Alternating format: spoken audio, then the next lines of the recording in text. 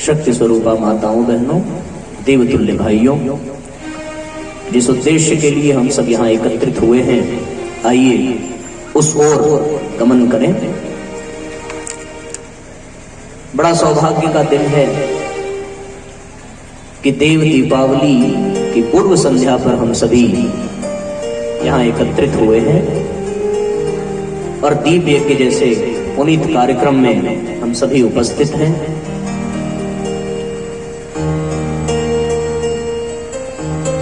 कभी ये दुनिया चंद्रमा के तरीके से बिल्कुल उबड़ खाबड़ रही होगी, कहीं पर्वत रहे होंगे, कहीं खाई रहा होगा, कहीं गड्ढे रहे होंगे, लेकिन यहां पर मनुष्य ने अपने बुद्धि से, अपने विवेक से निर्माण कार्य प्रारंभ किया और निर्माण का परिणाम ये निकला कि सुंदर सुंदर भवनें, सुंदर सुंदर अस्पताल, सुंदर सड़कें, सुंदर भवन, बड़े बड़े पर्यटक स्थल और ऐसे अनेकों निर्माण हुए, जिसके कारण ये धरती देखने में बड़ी सुंदर लगने लगी।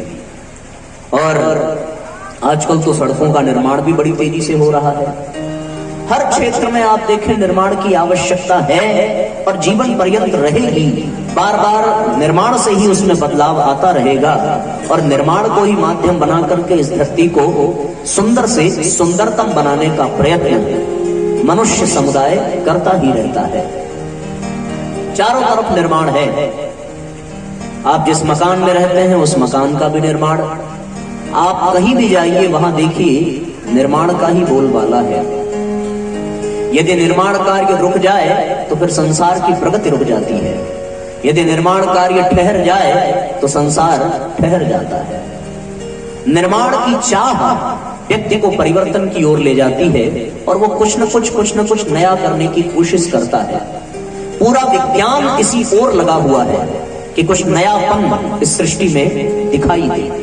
हर क्षेत्र में, हर वर्ग में, हर संस्था में, हर विषय में नव निर्माण की गूंज सर्वत्र बनी हुई है और व्यक्ति हर कदम पर नया चाहता है, परिवर्तन चाहता है, नूतन की आशा लेकर, अभिलाषा लेकर वो नित्य निरंतर प्रयत्नशील रहता है। जिस मकान में वो निवास करता है 8 से 10 साल बाद उसमें भी कुछ परिवर्तन चाहता है। जिस कमरे में वो निवास करता है उसमें भी कुछ परिवर्तन चाहता है। वो जहां रहता है एक ही स्थिति में बना नहीं रहना चाहता। और ये बड़ी सुंदर बात है कि व्यक्ति सकारात्मक परिवर्तन की ओर बढ़े तो वो अपने सौभाग्य की ओर बढ़ता है और जब नकारात्मक चिंतन की ओर बढ़े तो वो अपने दुर्भाग्य की ओर बढ़ता है। हम सब लोगों ने अपने सौभाग्य को सकारात्मक रूप देने का प्रयास किया, उसको साकार करने का प्रयास किया। वरना पहले कच्चे मकान हुआ करते थे, कच्चे घर हुआ करते थे, सड़कें बेकार हुआ करती थी। आज परिवर्तन के इस दौर में और निर्माण के इस दौर में आप देखिए कितना सुंदर सब कुछ बन गया है और हम सब इसको अनुभव भी कर रहे हैं, इसका लाभ भी ले रहे हैं। इसी तरीके से साथियों, हर व्यक्ति इस निर्माण की भागदौड़ में लगा हुआ है। वो जहां चाहता है, जितना चाहता है, जितना भी जगह मिल जाए उसमें कुछ करना चाहता है, करने में सफल भी होता है। सफल हो जाए तो उसके मन को संतुष्टि मिलती है और असफल हो जाए तो बेचारा परेशान हो जाता है, फिर नए सिरे से प्रयास करता है। पर यह दौर रुकता नहीं है। दिक्कत इस बात की है कि इस निर्माण की दौर में व्यक्ति केवल और केवल बाहरी निर्माण के पीछे लगा हुआ है। वह भीतर के निर्माण की ओर ध्यान नहीं दे पाता। सब कुछ बाहरी नव निर्माण हो रहा है और व्यक्ति उस पर निर्माण का कार्य नहीं कर पाता जो इस नव निर्माण को संभालने वाला है। आप सुंदर सड़कें बना तो दो, पर यदि आपने उन सड़कों पर चलने वाले लोगों के भीतर अनुशासन पैदा नहीं किया तो फिर कुछ ही दिन में वो सड़कें खंडहर बन जाएंगी। आप मकान बना तो दो, पर उस मकान में रहने वाला यदि सही नहीं है तो वो उस मकान को बिल्कुल बेकार कर देगा। एक आदमी को 5 स्टार होटल में पहली बार जाने का सौभाग्य मिला, पर दिक्कत ये थी कि उस व्यक्ति की आदत थी सुर्ती खा करके बार बार थूकने की। अब बताओ 5 स्टार होटल में उसे थूकने की जगह मिलेगी क्या? लेकिन अब आदत है तो बेचारा करे क्या, थूकना तो उसे पड़ेगा ही। एक कोना उसने देखा और वहीं पर थूकना प्रारंभ कर दिया।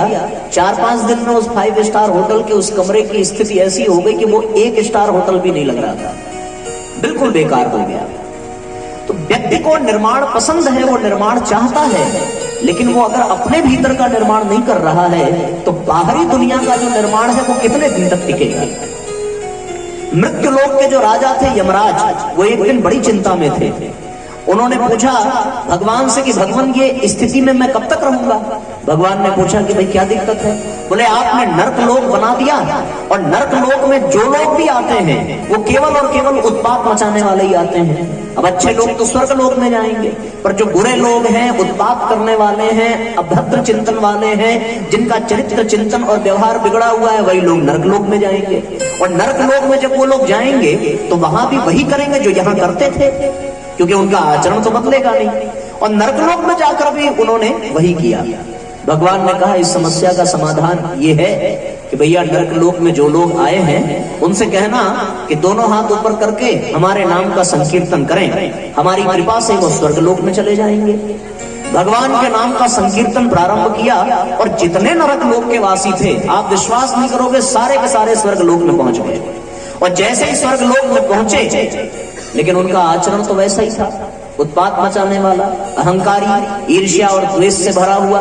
उनके चिंतन में गंदगी, उनके चरित्र में गंदगी। जो व्यक्ति नर्क में रह करके नर्क जैसा जीवन जी रहा था, उसको उठा करके स्वर्ग में कर दिया और 2 घंटे के अंदर पूरे स्वर्ग का वातावरण नरक से भी बुरा हो गया। ऐसी स्थिति में निष्कर्ष क्या निकला? निष्कर्ष ये निकला कि जिसके कारण और जिसके लिए ये सब कुछ है, यदि उसके भीतर नव निर्माण नहीं हुआ तो फिर यहाँ कितना भी आप सुंदर निर्माण कर लें, वो किसी काम का नहीं रह जाता, उसका कोई अर्थ नहीं निकलता। जितने दिनों में आप निर्माण करेंगे उससे कम दिन लगेगा उसको बेकार करने में, नष्ट करने में। जो लोग अपने मकान में किराएदारों को रखते हैं वो बहुत सोच समझ करके रखते हैं कि बनाया, देखो यहाँ ऐसे कोई किराएदार होंगे तो क्षमा करना, पर संकेत ये है कि मकान में लोग किराएदार बड़े सोच समझ के रखते हैं, क्योंकि मकान एक स्वप्न के साथ वो बनाते हैं, बड़ा सुंदर, और इस शर्त पे रखते हैं कि भैया बाथरूम ऐसे ही साफ मिलना चाहिए, कमरा ऐसे ही साफ मिलना चाहिए, दीवार पर खरोच तक नहीं आनी चाहिए, पंखे बिल्कुल सही होने चाहिए। और जब वो मकान छोड़ करके जाते हैं तो व्यक्ति निगरानी करता है, निरीक्षण करता है कि जैसा दिया था उससे खराब करके तो नहीं जा रहे हैं, पर कुछ लोग करके ही जाते हैं। ऐसी स्थिति में ये लगता है कि मकान का निर्माण करने से पहले जो उसमें रहने वाले हैं उनका भी निर्माण आवश्यक हो जाता है। और आदमी आज के समय में यही पर चूक कर जाता है, वो सब निर्माण करता है पर अपना और अपने भीतर का निर्माण करने में चूक कर जाता है। जब ऐसी स्थिति होती है तो ये लगता है कि सारा निर्माण बेकार है, सारी दुनिया बेकार है। इससे अच्छा तो वो दौर था जब यहाँ पर निर्माण कुछ भी नहीं हुआ था, पर साथियों यहाँ पर लोग बहुत सुकून से रहते थे, क्योंकि लोग तब निर्माण के पीछे नहीं भागते थे, लोग तब निर्माण के पीछे भागते थे। और निर्माण के पीछे भागने वाला व्यक्ति निर्माण को सुंदर बना सकता है, और निर्माण के पीछे भागने वाला व्यक्ति निर्माण से कोसों दूर हो सकता है। भगवान बुद्ध के जीवन में आप झांक करके देखें, वो जिस महल में रहते थे, जिस मकान में रहते थे, जिस राज्य में रहते थे, वो उस राज्य का सबसे बेहतरीन स्थान था और बेहतरीन परिस्थितियां वहां थी, क्योंकि वो राजकुमार थे। सुंदर स्त्री, सुंदर पुत्र, धन धान्य की कोई कमी नहीं।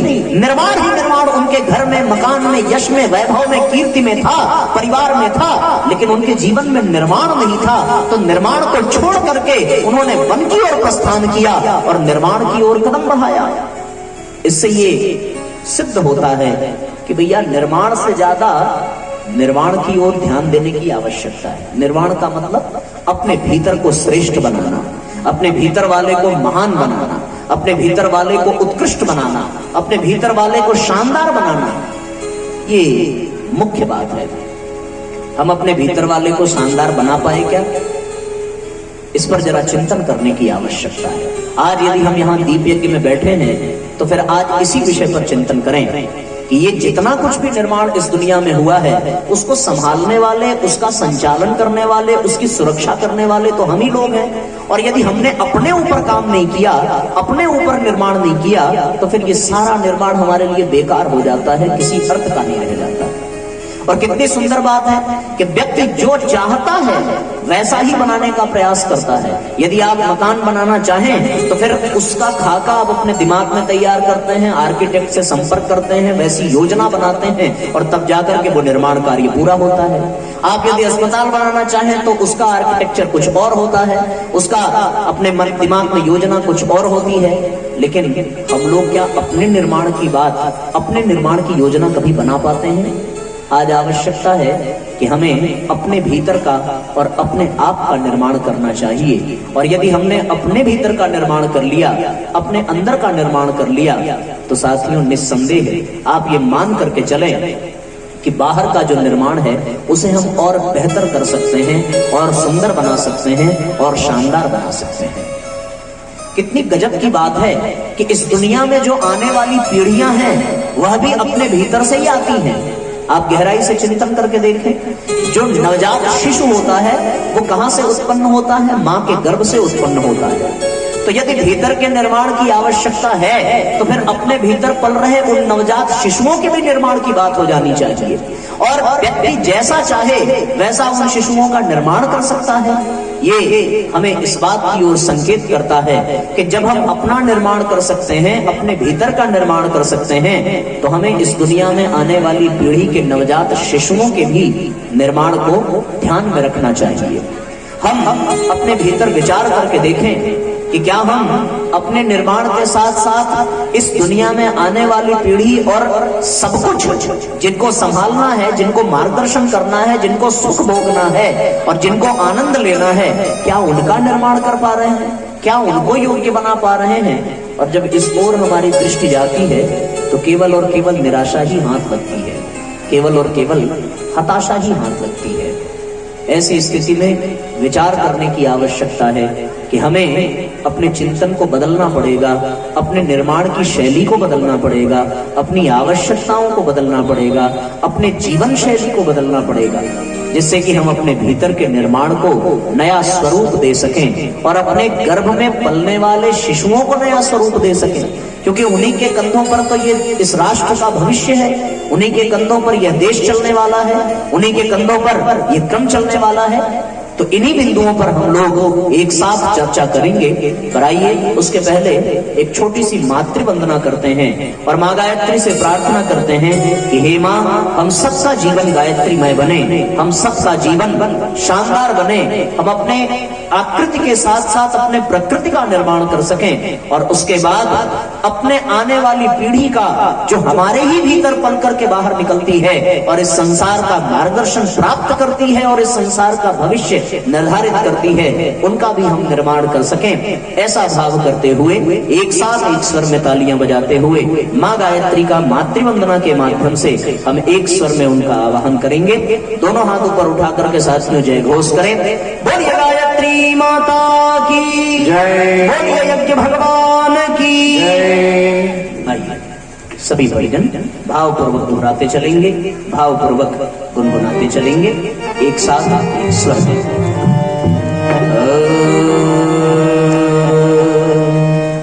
मन में वास तुम्हारा है माँ, पावन उसे बनाना है, सुविचारों सद्भावों से माँ उसको खूब सजाना है। कर्म प्रचंड करे हम हर क्षण, नहीं अहम का लेश रहे, अंदर आभा रहे तुम्हारी, चाहे जैसा वेश रहे, चाहे जैसा वेश रहे। ऐसी कृपा करो जग जननी, जीवन गायत्रीमय हो,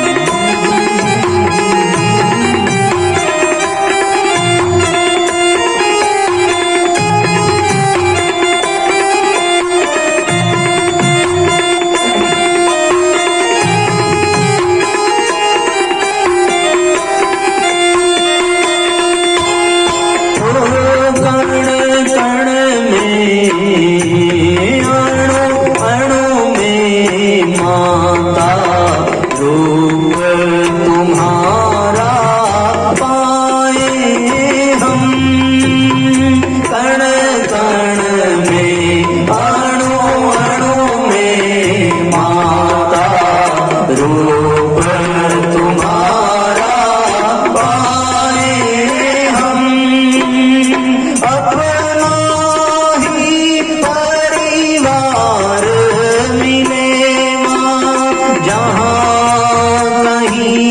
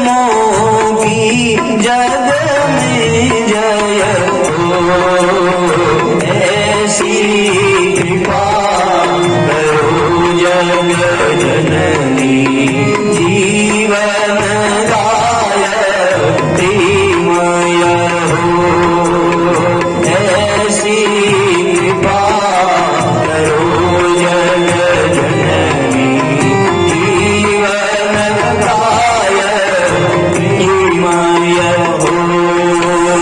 हर चिंतन हर कर्म हमारा माता तुम में ही लय हो, ऐसी कृपा करो जग जननी जीवन गायत्री माया हो, जीवन गायत्री माया हो, जीवन गायत्री माया हो, जीवन गायत्री माया हो। बोलिए गायत्री माता की, बोलिए यज्ञ भगवान की, बोलिए परम पूज्य गुरुदेव की, बोलिए वंदनिया माता जी की, आज के आनंद की। तो साथियों, विषय यह था कि हम अपने भीतर का निर्माण करें।